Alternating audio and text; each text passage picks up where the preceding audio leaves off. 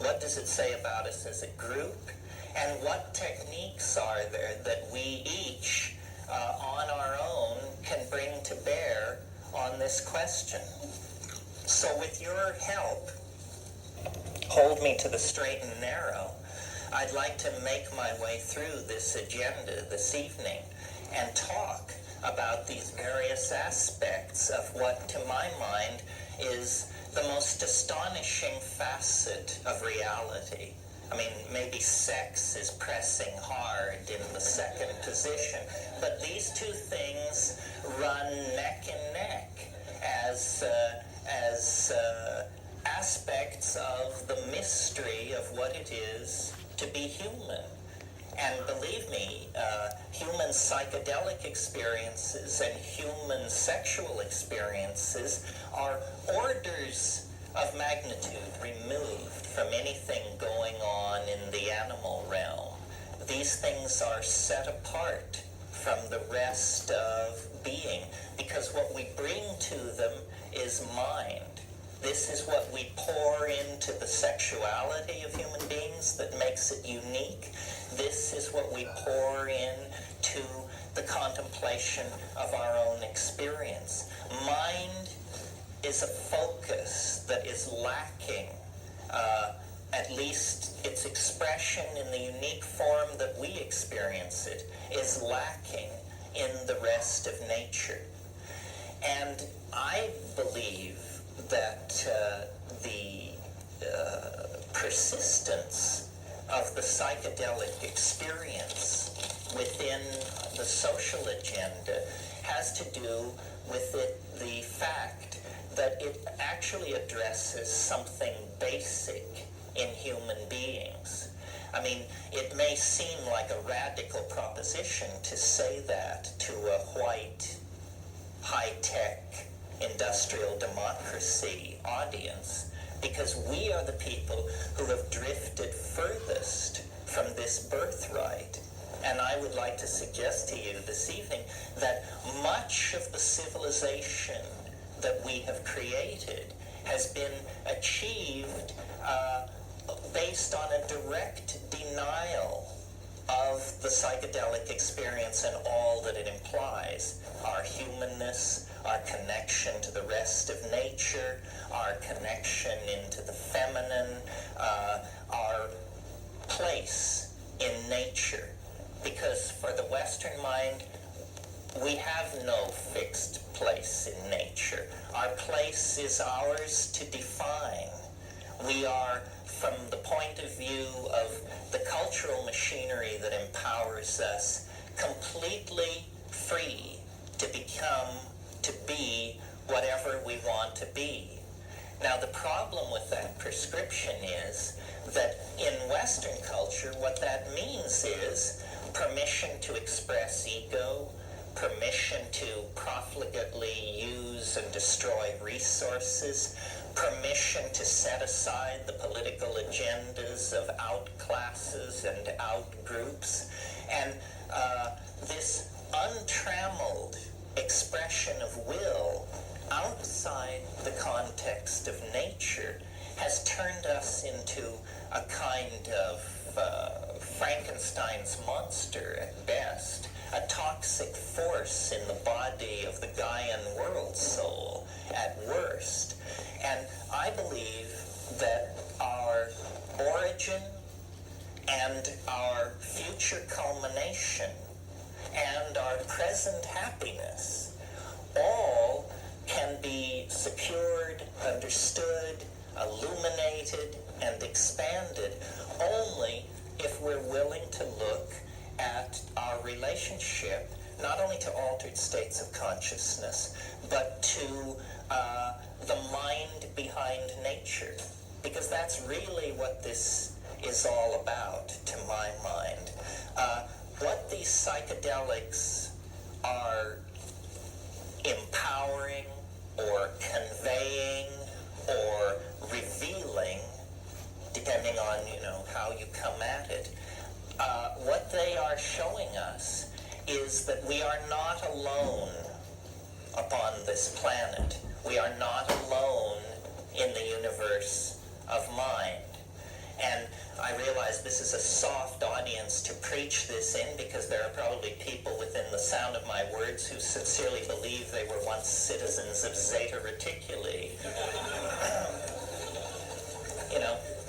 It's when the jar is so leaky, it's hard to know where to put the water.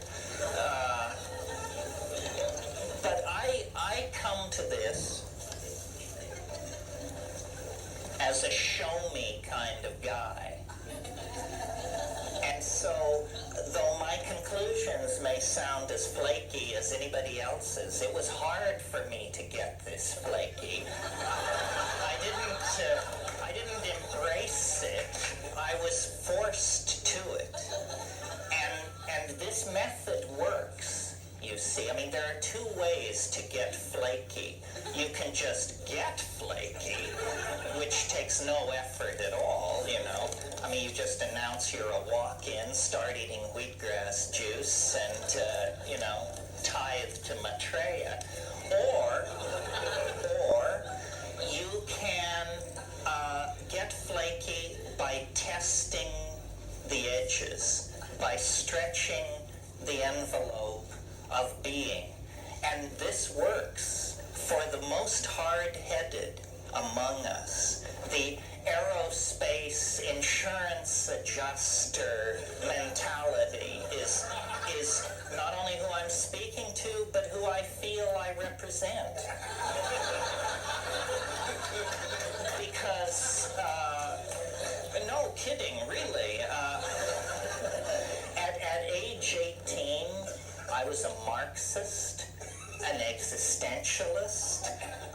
I had ambitions in the field of aeronautical engineering, so forth and so on. And I discovered that you can take that kind of a mentality out into the theater of real experience, and you can come back a space bunny just like everybody else. So what that means then is that a straight person, and I speak as someone from the 60s with apologies to all our gay friends who later appropriated that word, because when I say straight, I mean unstoned.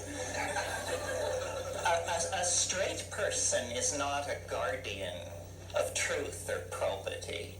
A straight person is simply a frightened proto-flake. You see?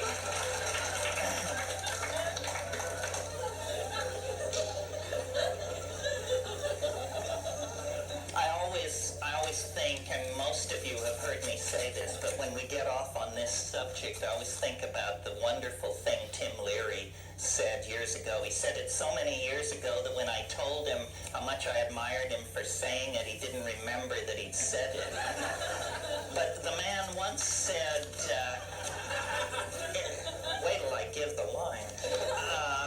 LSD is a drug which occasionally causes psychotic behavior in people who have not taken it.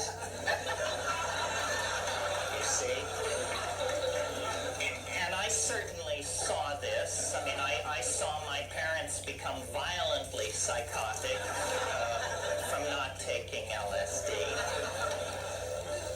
And so my point is, and I make it in a forum like this, because here we have so much permission for belief. I mean, you want to believe in, channeling from beyond the grave? Fine, no problem. You want to believe in the healing power of nematodes, hematite, you name it. We've got it all. Really, I think that the spirit of childlike, untrammeled curiosity is what we're striving for.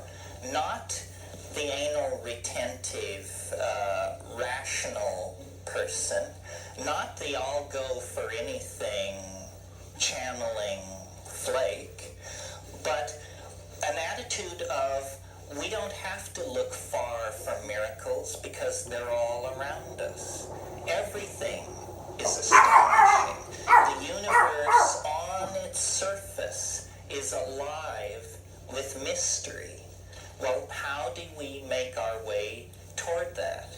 When we live in a culture, practice a language, embody a philosophy, scientific rationalism, which is entirely designed to suck wonder out of reality, to turn everything into shades of gray, to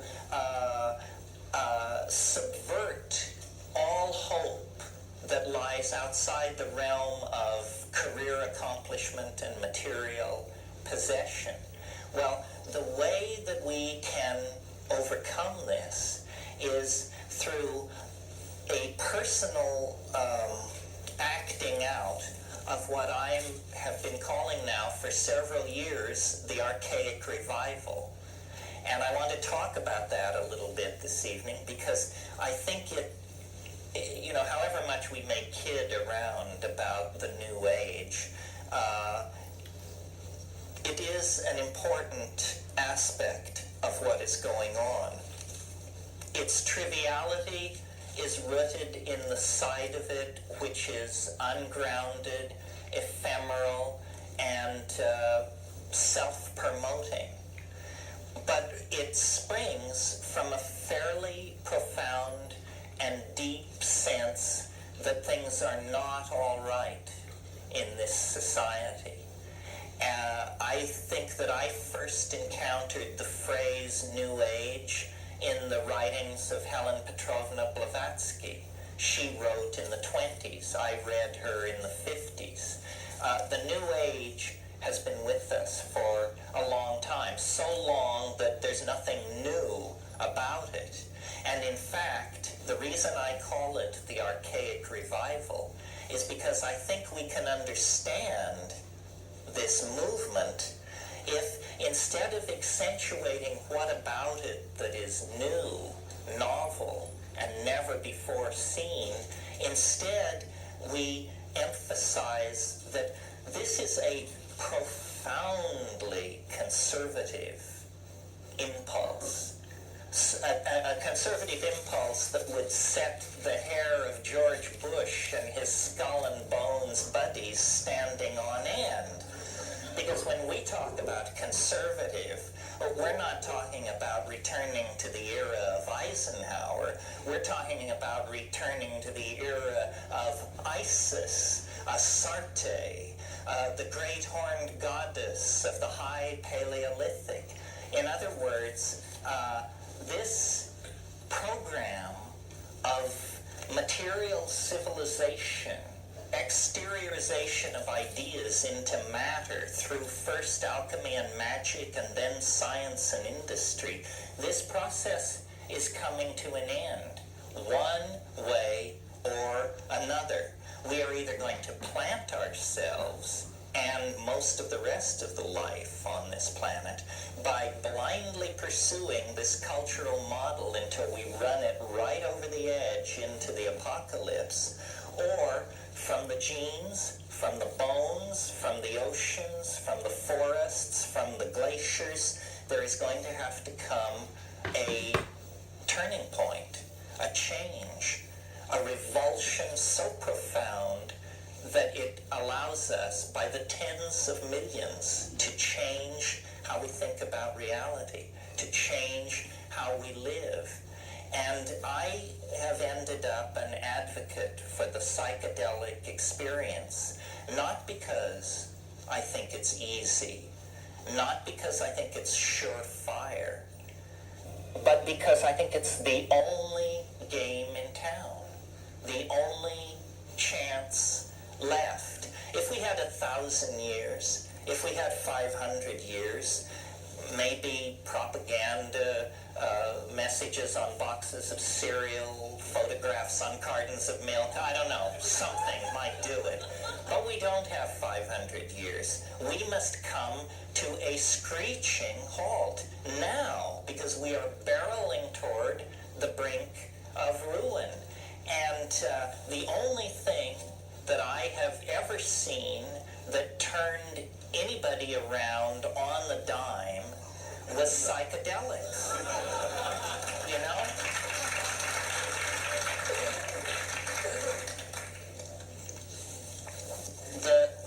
talking cures invented by Freud and Jung at the beginning of this century, it takes years. Sometimes it never happens.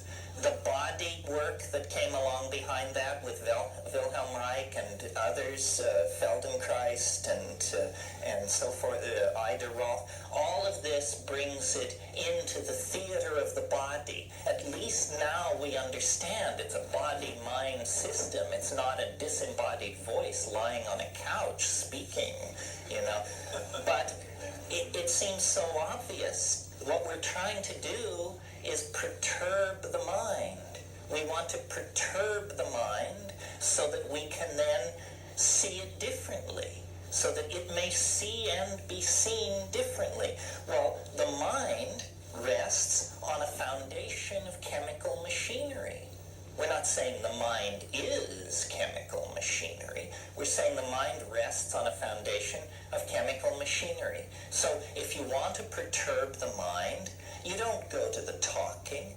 You don't go to the deep tissue. All of this has efficacy, but it is necessary, but not sufficient by itself.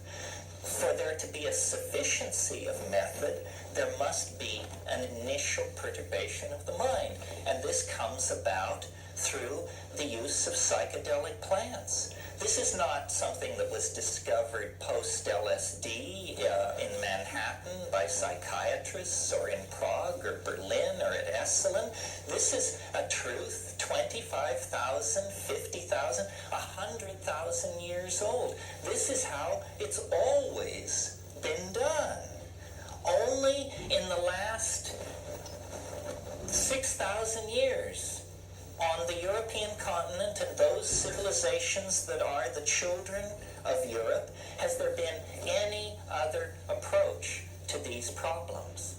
Well, and what the other approach, linear thought, the phonetic alphabet, science, mathematical abstraction, so forth and so on, what these other approaches have brought us is toxicity, pollution, mutation, catastrophe, revolution, death, and yes, friends, even unhappiness.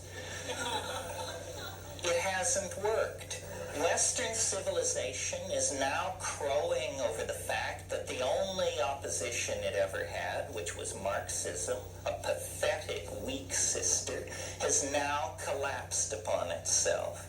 Well, there should be no congratulation in that, because the contradictions which undid Marxism lie in wait to undo this society as well. Both societies are materialistic. Both societies define human beings and treat them as things. And the fact of the matter is, Western civilization at this moment is a loaded gun pointed at the head of this planet. And we, for all our pretensions to a sensitivity to the presence of vitamin C or zinc in our diet or all the rest of this malarkey, we are the major prevaricators of this situation. So a certain obligation rests upon us. And I think we're meeting this obligation. I wouldn't say we're doing a great job or a terrible job. I think we're functioning at approximately a B+ level. You see, I mean, human life is so ephemeral. I mean, a person who lives 70 or 80 years is really as ephemeral as a mayfly or something. I mean, it's not long enough to get the full picture. For instance, many of you, by virtue of not having spent a great deal of time thinking about it, probably don't realize that this psychedelic plant shamanism option, this is not something that Western civilization has grappled with for centuries and come to terms with and found the proper pigeonhole for and put aside. Not at all, my friends. The fact of the matter is, all of this information about psychedelics has arrived in Western society in the last 100 years. And we have to say 100 years because we want to include things like mescaline, 1895-98, it began to be studied in Germany, and things like ibogaine, which was known toward the end of the last century, but which has had virtually zilch impact on American psychedelic populations. So we have to say the psychedelic option has only been an object of the Western mind's curiosity for approximately 100 years. But really, 90% of that occurred in the last 50 years. As many of you know, I am a great fan and spokesman for psilocybin, for the mushrooms. The mushrooms that I am so stoked on were discovered in 1953 by Gordon and Valentina Wasson in Huatla, discovered in 53, made absolutely Schedule 1 illegal in 1966. 14 years was the window in which Western civilization had to study this compound and figure out what it was for. And they were just beginning to focus upon it when it was made illegal. LSD, discovered in 37, not brought into the scientific literature until 48, not generally available even in the laboratory until 1950, made totally illegal in 1966, 16-year window. Think about the fact that when LSD was legal, psychiatrists, professional researchers were consistently reporting cures of chronic alcoholism with one 500 gamma dose. One dose. Cure, like a 50% cure rate without recidivism for chronic alcoholism. Spectacular findings were being reported. When LSD swept through the scientific community, for pharmacologists, psychotherapists, psychiatrists, it had the same kind of excitement and feeling of breakthrough that the splitting of the atom had for the physicists, for the physics community in the late 30s.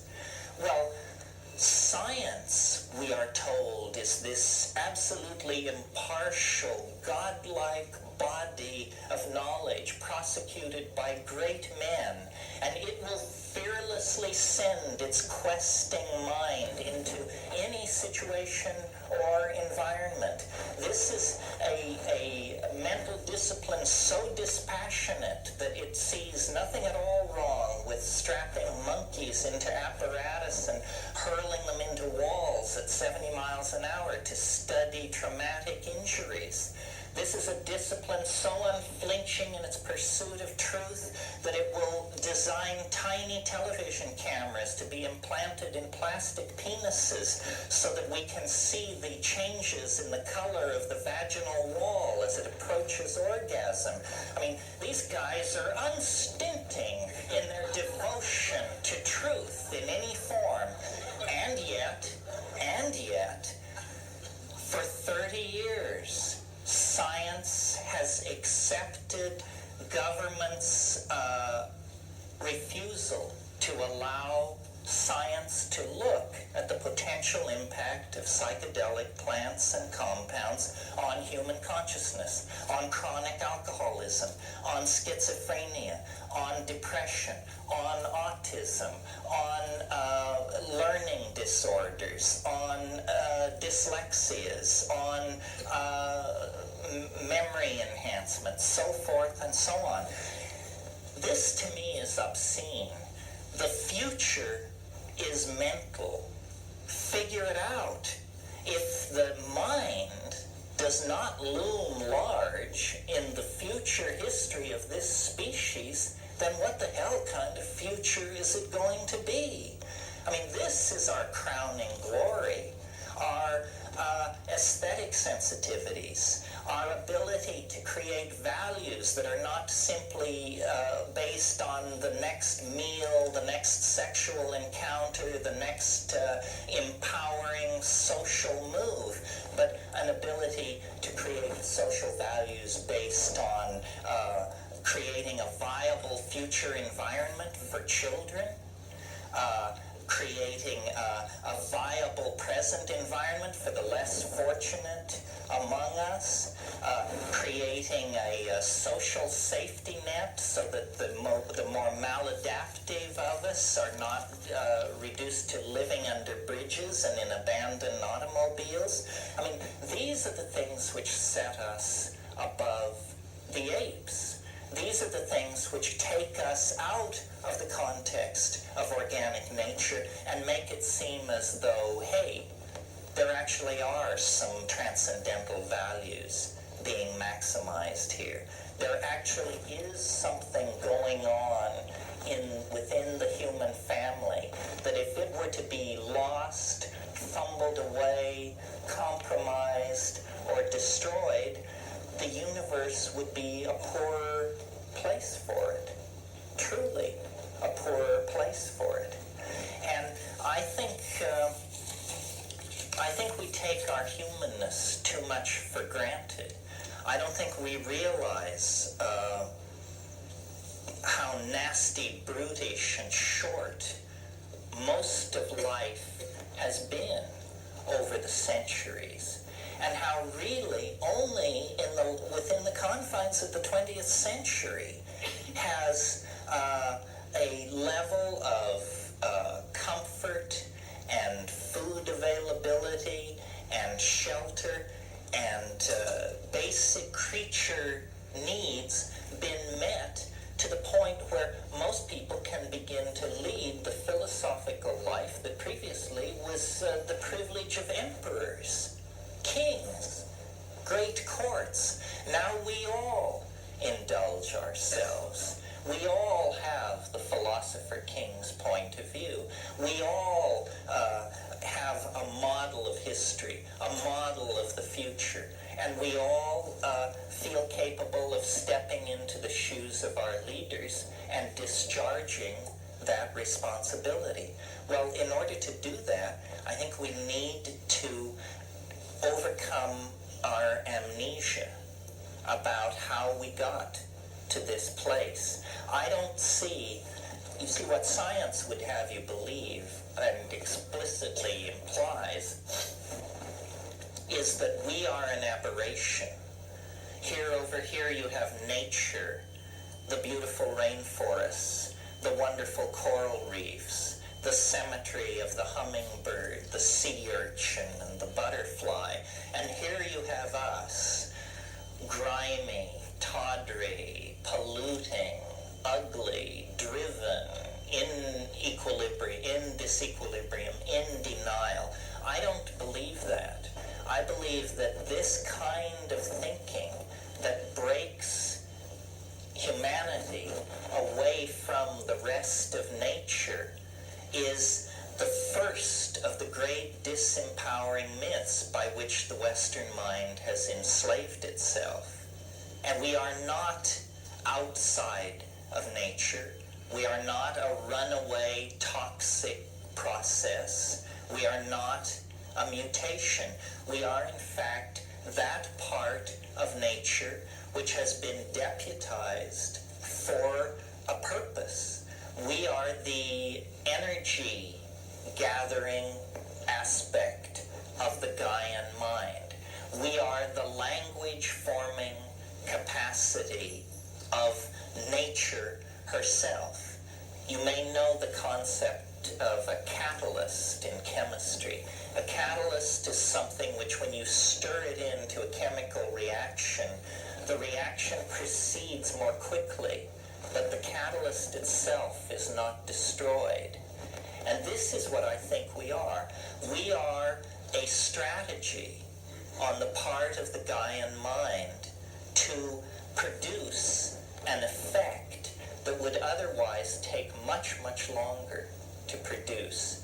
The main effect of the presence of human life on this planet has been to vastly accelerate the speed at which nature is able to creatively express herself. And I would like to believe that this fragile thing which we call humanness, which is nothing more than a set of interlocking ideas which we share, ideas about caring and responsibility and generations yet unborn and obligation to the integrity of the earth and so forth and so on. I would like to believe that these things arose in us in a very, very brief window of opportunity. As you may or may not know, there's a lot of talk about the relationship between the masculine and the feminine in human beings and gender issues and so forth and so on. Well, if you go back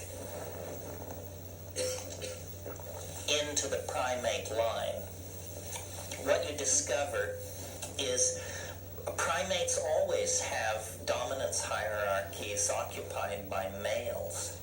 This is the bad news part of the thing. You see, it isn't that we are a perversion of the primate program. At this point, we exemplify it right down the line. But clear back to squirrel monkeys, you get male dominance hierarchies. Why is this? And why then is it even an issue for us? Why don't we just blindly accept it? I mean, there isn't a woman's liberation movement among termite societies or, among reindeer herds. So why are we so discomforted by our attitudes toward each other? Well, I believe it's because we actually created, at a certain point in our history, a kind of paradise. We actually solved all the problems which now bedevil us 20 to 15,000 years ago. And how this happened, and half of you, I hope, are amazed, and the other half will groan because you've heard it so many times before. What happened is an evolutionary synergy that occurred on the plains of Africa sometime over the last 100,000 years. It's that as the African continent dried up, our remote primate ancestors were forced out of the trees and onto the African grassland, where they were in an environment completely different from the kind of environment that our ancestors had been living in for millions of years. Gone were the fruit-filled bowers of the climaxed canopy of the rainforest. And instead, what there was a grassland with very little cover, a very restricted flora and fauna. And into that grassland poured these hungry, displaced, dispossessed, formerly fruitarian primates. When a species gets under that kind of pressure, it must make a choice between extinction or dietary expansion. Many, many species will choose extinction. This is an interesting thing about animal species. Most animal species eat one or two foods that they are very tightly focused in on. The reason for this, if you're not an evolutionary biologist, is it's a strategy for avoiding mutation.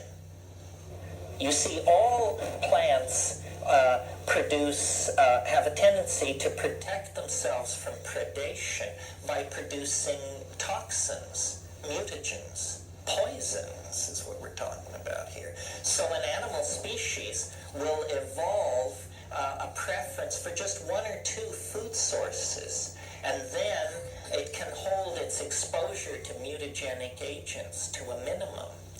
Now, our species, when we moved into that African grassland situation, were plastic enough, malleable enough, that we decided, no, by God, we're not going to go to extinction because of the absence of papayas in this situation. We're going to test other foods. And we began testing other foods in that environment, and that immediately swelled the number of mutant strains in the human population. Now, in this grassland environment, the number of new foods to be tested was somewhat limited, and the most spectacular and obvious of the unfamiliar food sources in this environment were the psilocybin mushrooms seen to be growing in the cow pies of the many different kinds of cattle-like ungulate animals growing up in that environment. And if you've ever been to the tropics and seen the Stropharia cubensis mushroom in its natural habitat, you can't miss it. It's the most spectacular thing going on. I mean, you walk out into a Colombian pasture after a few days of mist and rain, and these mushrooms, the size of dinner plates, will be scattered across the environment. Now, when I was in Kenya in the late 60s, I observed baboon troops and their food gathering behavior. And what they were into was running around frantically looking for cow flops and then flipping them over, looking for beetle grubs or carrion beetles. You see, they understood that the cow flop, great phrase, the fecal deposit of the ungulate animal was a vector for protein, insect protein. This was a likely place to find carrion beetles, worms, and what have you, and of course the mushroom. Well, when you observe how primates react when they're testing a food, the way they're very careful and they're very conscientious. A baboon will take a suspect potential food source, take a leaf, put it in their mouth. Just hold it there. No chewing, no nothing. Put it in their mouth. Wait 30 seconds. Chew. Wait. And then either spit it out or swallow. And if swallow, then begin to eat. Well, I believe that this encounter with the psilocybin mushroom, and in the course of this workshop, maybe in the question and answer period, we'll get to this, but psilocybin has unique properties which set us up for a sudden, enormous evolutionary kick in the pants. And we can talk among ourselves about whether this was just blind coincidence, good old chance, and aren't we fortunate for it, or whether benign extraterrestrials operating from their base on Zeta Reticuli were, we can save that for you. We don't have to get rid of it. Whether it was those shifty Zeta Reticulites or blind chance, whatever the force was, the exposure to psilocybin has three reinforcing consequences that are of tremendous importance for understanding human evolution. And they are as follows. Psilocybin, in very low doses so low that if you had taken this amount, you would not feel it, or you would be just slightly antsy. In other words, very low doses of psilocybin actually increase visual acuity. Means improves your vision with this stuff. Again, you don't have to be a rocket scientist or an evolutionary biologist to figure out that if there's a plant in the environment and you're a hunting animal and this plant improves vision, you're going to be a better hunting animal if you include this plant in your diet. And this is precisely what happened. Early human or proto-hominid hunters accepted psilocybin into their diet. It made them better hunters. Being a better hunter means being more successful at obtaining food. Being more successful at obtaining food means more of your children reach reproductive age themselves, and so you outbreed the non-psilocybin using portion of the population. Simple enough, right? On the next level, remember I said this was a three-step process where each step reinforces the other. At slightly higher doses of psilocybin, you get what's called CNS arousal, central nervous system arousal.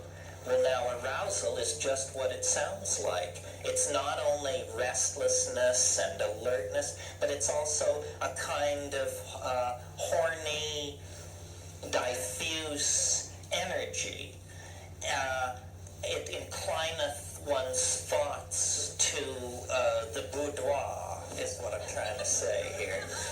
And so you get what primatologists and anthropologists charmingly describe as more frequent instances of successful copulation. And so what successful copulation means is, again, a factor feeding into more children of the psilocybin-using animals reaching reproductive age themselves. And then finally, and thirdly, beyond visual acuity, beyond sexual arousal, is the full-blown psychedelic tremendum, the full-blown religious revelation that goes with the mushroom experience. A revelation of such depth and breadth that we, 20,000 years later, with all our epistemic sophistication and our parallel processing computers and all this other malarkey, are completely in awe of, completely unable to come to terms with. Well, this higher dose of psilocybin was usually experienced in the context of the middle range dose of psilocybin. So it went on in an atmosphere of group, religious ecstasy, and orgy. I mean, that's just how it happened, folks. Orgy was a part of human sexuality before the invention of agriculture. I'm absolutely convinced of it. You see, the growth of the human intellect over evolutionary spans of time is a kind of conquest of dimensionality. And the conquest of dimensionality that gave us agriculture, unfortunately, gave us male dominance and patriarchy. And the reason for this is not far to seek. A new intellectual horizon of cause and effect was being explored. Women, who were the gatherers in the hunter-gatherer equation, were realizing for the first time the causal relationship that exists between burying a half-eaten meal over here and coming back a year later on your annual nomadic peregrination and discovering food plants growing where you buried your uneaten meal of a year ago. In other words, women came to understand the relationship between the act of planting and the appearance of usable food plants sometime later. At the same time that this was going on, men were making the connection between the fact that the sex act had something to do with the fact that 9 months later a woman would bear a child. And in a way, this was the beginning of the straight lockstep march into hell. Because once men had this notion of male paternity, it became more your children were than it was to participate in the orgiastic, group-minded bonding that had previously occurred. And once you have the notion of my child, then it moves naturally to my woman, my weapons, my food, my hunting ground, my everything. The recognition of male paternity gave permission for the growth of ego. And ego, and this was all a continuous thought, those of you who doubted, this was all a continuous thought. Ego is our problem, and we always had it when we were squirrel monkeys, howler monkeys, proboscis monkeys, and all that. We only lost it in that very brief window of opportunity, maybe 20, maybe 30, 40,000 years long, when, as we evolved into the grassland, we included in our diet essentially a drug which corrected our primate nature, a drug which suppressed the expression of male dominance, a drug which promoted an orgiastic sexual style that promoted group values. Because you see, and this is the point to my mind about psychedelics, what they do, not, my trip or your trip, which we could spend hours trading stories about, but when you try and talk about what is the effect of the psychedelic experience, not one or two of them, but 100,000 of them, what generalizations can we make? The generalization that I have found most powerful is the psychedelic experience dissolves boundaries. That's what it does. And boundaries are what chain, diminish, define, and degrade us. And we are always creating them, and we are always struggling with dissolving them. And the ultimate boundary is this belief in the sanctity of the ego versus everything else in the cosmos. And I believe that that the ego arose in a context of language, culture, religion, and so forth, simply because we evolved in the African grassland, and the climate itself underwent changes that eventually placed the mushroom out of reach. And this is why the fall into history. This is what that Genesis story about that I call history's first drug bust. This is what it's about.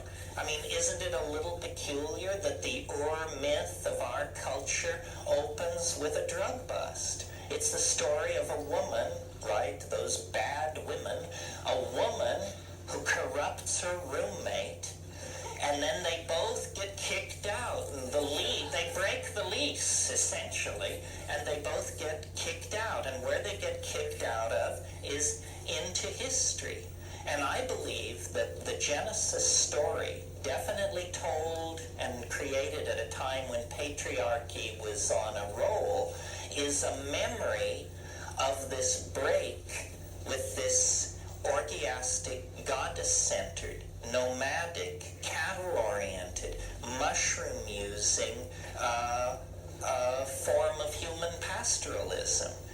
Now, notice in this scenario that there are no villains per se. The planet began to get dry, and that's what broke up this arboreal, papaya-oriented paradise in the treetops, where everybody was male-dominated and mindless as a tomato, but having a good time. The drying of the African continent broke that party up, created a mixed ecology of forest and grassland, into which the primates then evolved this fascinating relationship with the cattle. you see. And much of what I say here is orthodox evolutionary theory. It's just the part about psilocybin that nobody else will touch with a 10-foot pole. But moving out into the grassland, testing foods, accepting psilocybin into the diet, and then creating, based on the interruption of the natural tendency toward male dominance, it was fixed 50,000 years ago. A pharmacological intervention on the entire species created then a situation of partnership.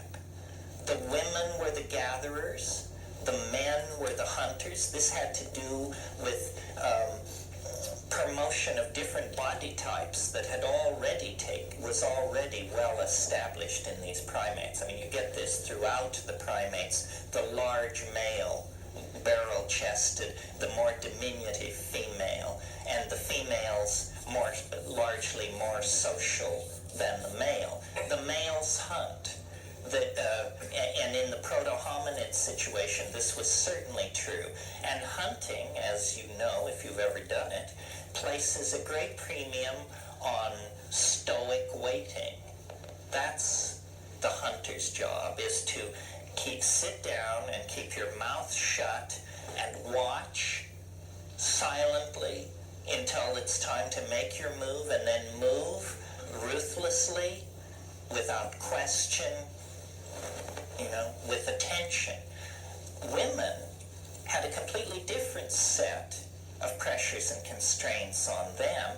As gatherers, it was very important for women to be able to communicate extraordinarily subtle aspects of the material world to each other, so that a woman needs to be able to say, when she comes into camp with the apron full of nuts, I got these near the waterfall, by the bush with the small yellow leaves, with the waxy flowers and the red berries that has the dry grass underneath it. In other words, for a gatherer, there is tremendous premium put on being able to describe your environment. You must be able to communicate, because a woman who makes a food find can only bring back to camp as much food as she can carry.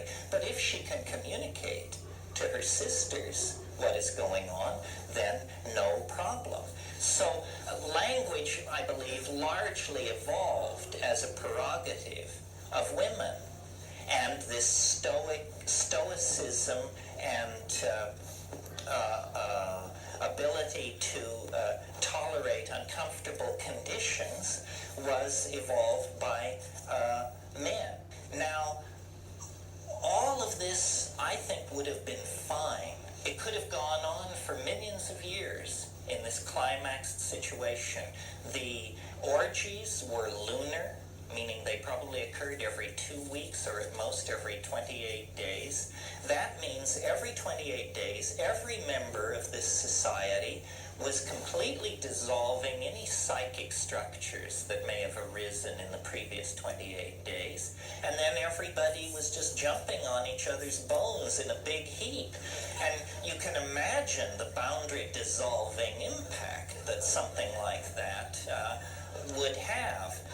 Why then, if it was so wonderful, didn't we just stick with it? Why the descent into, the hell of Pee Wee Herman and Richard Nixon and all of this stuff?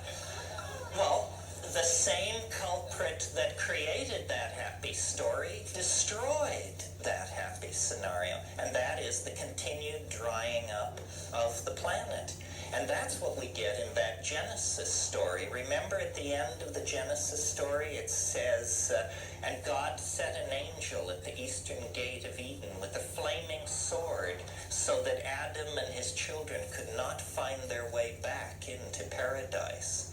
That's a memory of the Saharan sun scorching off the African veldt and forcing those mushroom-using pastoralists to settle in the Nile Valley and set up permanent settlements and begin thinking about kingship, large-scale agricultural projects, and so forth and so on.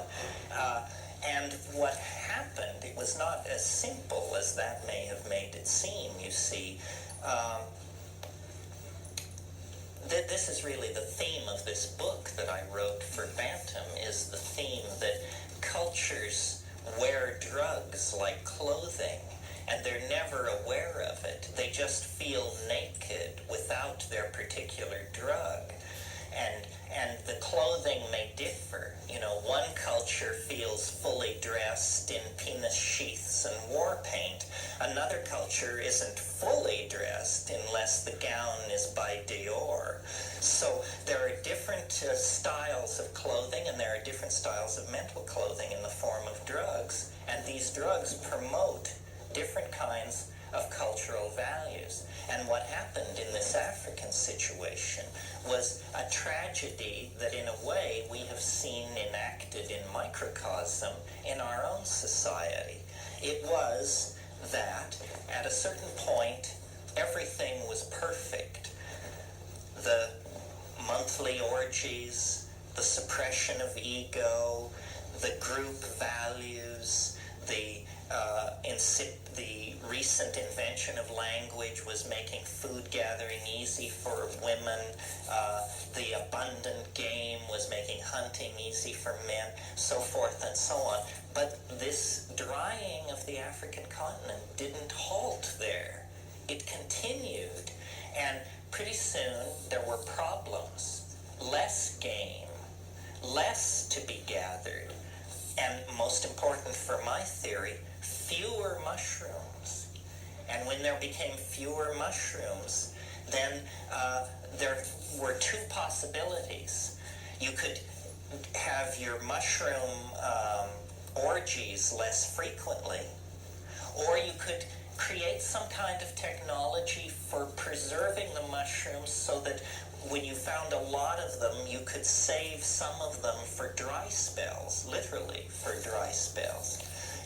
Now, the problem with this strategy is that in a world without refrigeration, the strategy which Aboriginal people in Australia, in the Amazon basin, the strategy which Aboriginal people tend toward when they want to preserve some delicate food is they invariably go for honey. Honey. This is why some of you may know that the Romans ate hummingbirds' tongues pickled in honey. It isn't because honey was the preferred medium for pickling hummingbirds' tongues. It was because that's a way of preserving delicate food. The problem with honey is honey itself can ferment into a psychoactive compound. Honey changes into mead. Mead is a form of crude alcohol. The impact on a goddess-worshipping, orgiastic, non-hierarchical, non-male dominant culture of switching over to the use of alcohol is absolutely devastating.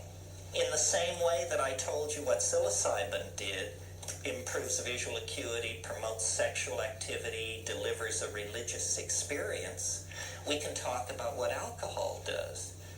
It lowers sensitivity to social cueing at the same time that it gives an empowered sense of ego. In other words, it makes you into a jerk. It gives you the courage to say and do what, if you are a decent person, you would otherwise never say and never do. It turns each one of us into a Clarence Thomas. This is not what's needed. Boo, yes, no, who knows? Who is Clarence Thomas? And time again in human history, these kinds of synergies have been enacted. Well, I want to say more about it. That isn't the whole story. That could be the whole story. I mean, there's enough in that for it to be the whole story. In other words, if it's true that the mushroom suppresses male dominance, if it in fact promotes communal values and so forth, then what a wonderful thing it must be, and we can leave it there. But that's only a small part of the story. The real story is what is so wonderful about it.